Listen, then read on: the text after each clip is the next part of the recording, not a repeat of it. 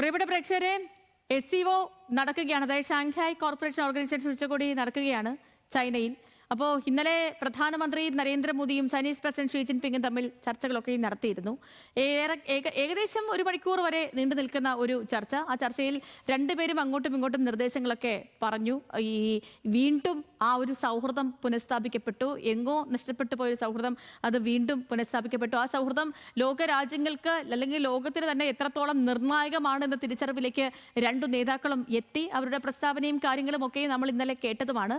അപ്പോൾ ഉച്ചകോടി ഇന്നും മറ്റൊരു പ്രധാനപ്പെട്ട കൂടിക്കാഴ്ച നടക്കുന്നുണ്ട്. നമ്മുടെ രാജ്യത്തിന് അത്രമേൽ വേണ്ടപ്പെട്ട ഒരു കൂടിക്കാഴ്ച. കാരണം അമേരിക്കയുടെ പ്രതികാര ചുങ്കം, അതുപോലെ റഷ്യ യുക്രൈൻ യുദ്ധം, ഈ വിഷയങ്ങളിലൊക്കെയും ഇന്ന് റഷ്യൻ പ്രസിഡന്റ് വ്ളാദിമിർ പുടിനും അതുപോലെ ഇന്ത്യൻ പ്രധാനമന്ത്രി നരേന്ദ്രമോദിയും തമ്മിൽ ചർച്ചകളൊക്കെ നടക്കുമെന്നാണ് അറിയാൻ കഴിഞ്ഞത്. തന്ത്രപ്രധാന കൂടിക്കാഴ്ചയ്ക്ക് മുന്നോടിയായി നരേന്ദ്രമോദി, ഷീ ജിൻപിങ്, പുടിൻ ചർച്ചയും നടന്നു. അനൌദ്യോഗിക ചർച്ചയാണ് നേതാക്കൾ നടത്തിയത് എന്നാണ് വിവരങ്ങൾ വരുന്നത്. വിവരങ്ങളുമായി ഇന്റർനാഷണൽ ഡെസ്കിൽ നിന്ന് ഖിലാഫാണ് ചേർന്നത്. ഖിലാഫ്, ഇന്നിപ്പോ ഈ SCOയിൽ വെച്ചിട്ട് ഈ പ്രധാനമന്ത്രി നരേന്ദ്രമോദിയും വ്ളാദിമിർ പുടിനും തമ്മിൽ കൂടിക്കാഴ്ച നടക്കുന്നുണ്ട്.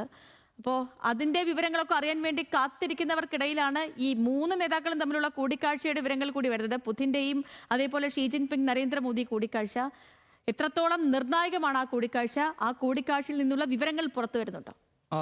സേതു, ഇന്ന് പുടിനുമായി ഒരു 45 മിനിറ്റ് ദൈർഘ്യമുള്ള ഒരു നിർണായക ചർച്ച നടക്കാൻ പോകുന്നതിന് തൊട്ട് മുന്നോടിയായിരുന്നു ഷീ ജിൻപിങ് അതേപോലെ തന്നെ പുടിൻ, നരേന്ദ്രമോദി ഒരു ഹസ്യ ചർച്ചയിൽ പങ്കെടുത്തത്.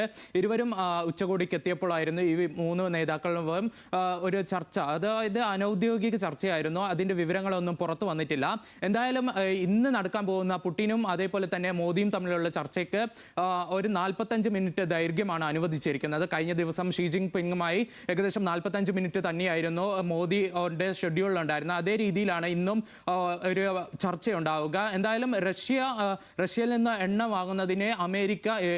വാങ്ങുന്നതിനെതിരെ അമേരിക്ക ഇന്ത്യക്ക് മേലെ പ്രതികാര ചുങ്കം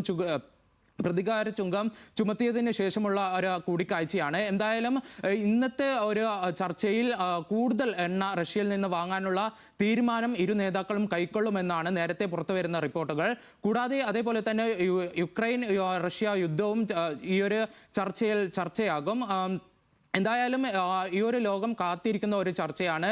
എന്തൊക്കെയായിരിക്കും പുതിയ വിവരങ്ങൾ എന്നതിലും നമ്മൾ കാത്തിരിക്കുകയാണ്. കൂടാതെ ഈ ഒരു റഷ്യൻ ആക്രമണത്തിൽ ഉച്ചകോടിക്ക് മുമ്പായി തന്നെ പാകിസ്ഥാന്റെ പ്രധാനമന്ത്രി ഷഹബാസ് ഷെരീഫിനെ ഉച്ചകോടിയിലെത്തിയ ഷഹബാസ് ഷെരീഫിനെ പൂർണ്ണമായും ഒഴിവാക്കുന്ന രീതിയിലായിരുന്നു മോദിയുടെ ഒരു നീക്കങ്ങളും ഇന്ന് കണ്ടത്. സേതു, ഓക്കെ, ഖിലാഫാണ് വിവരങ്ങൾ നൽകിയത് ഇന്റർനാഷണൽ ഡെസ്കിൽ നിന്ന്. ഈ പറഞ്ഞതുപോലെ തന്നെ വളരെ ആകാംക്ഷയോടെ കാത്തിരിക്കുന്ന ഒരു കൂടിക്കാഴ്ചയാണ് പുടിൻ അതേപോലെ മോദി കൂടിക്കാഴ്ച. അതിനൊപ്പമാണ് ഇപ്പോൾ Xi Jinping, Vladimir Putin, Narendra Modi ഹ്രസ്വ ചർച്ച നടന്നു എന്ന വിവരങ്ങൾ കൂടി വരുന്നത്.